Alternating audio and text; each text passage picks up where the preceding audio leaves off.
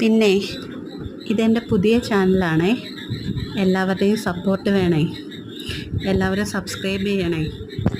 പിന്നെ ഇന്ന് നമുക്കൊരു നെത്തോലി മീൻ വെച്ചൊരു തോരനുണ്ടാക്കാമേ. ചിലയിടങ്ങളിൽ നിന്ന് മീൻ പീര വയ്ക്കുക അങ്ങനെയൊക്കെയാണെന്ന് തോന്നുന്നു പറയുന്നത്. ഇൻഗ്രീഡിയൻസിൻ്റെ ലിസ്റ്റെല്ലാം ഞാൻ ആദ്യമേ അതിൽ കൊടുത്തിട്ടുണ്ടേ. അതിനുശേഷം നമുക്ക് ചട്ടി ചൂടാക്കി ഓരോന്നായിട്ട് നമുക്കതിലേക്ക് ആഡ് ചെയ്യാം. ആദ്യമേ നമുക്ക് കടുകിടാം, അത് പൊട്ടി വരുമ്പോഴത്തേക്ക് ഉലുവയിടാം. അത് നന്നായിട്ടൊന്ന് ചൂടായി വരുമ്പോഴത്തേക്ക് അതിലേക്ക് നമുക്ക് വറ്റൽ മുളകും കറിവേപ്പില എന്നിവയെല്ലാം ആഡ് ചെയ്യാമേ. വറ്റൽ മുളകും കറിവേപ്പില ആഡ് ചെയ്തതിന് ശേഷം നമുക്ക് അതൊന്ന് മിക്സ് ചെയ്ത് കൊടുത്തതിന് ശേഷം കൊച്ചുള്ളി ആഡ് ചെയ്യാമേ. കൊച്ചുള്ളി ആഡ് ചെയ്തതിന് ശേഷം നമുക്ക് കുറച്ച് ഇഞ്ചി ചേർത്ത് കൊടുക്കാം.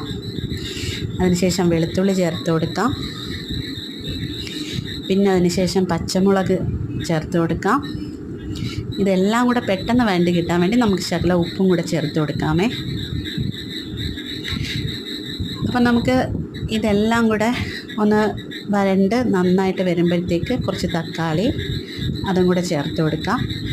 അതിനുശേഷം നമുക്കതിലേക്ക് കഴുകി വെച്ച് വൃത്തിയാക്കി വെച്ചിരുന്ന മീൻ ആഡ് ചെയ്യാമേ.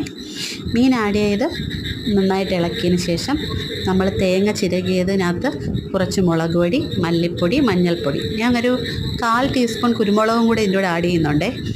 അപ്പം തേങ്ങ ചിരകിനകത്ത് മുളക് പൊടി, മല്ലിപ്പൊടി, മഞ്ഞൾപ്പൊടിയും കൂടെ ചെറുതായി ഒന്ന് ചതച്ചെടുക്കുക, അല്ലെങ്കിൽ കൈവച്ച് തിരുമ്മിയെടുക്കുക. അതും കൂടെ ആഡ് ചെയ്ത് നന്നായിട്ട് ഇളക്കി കൊടുക്കുക.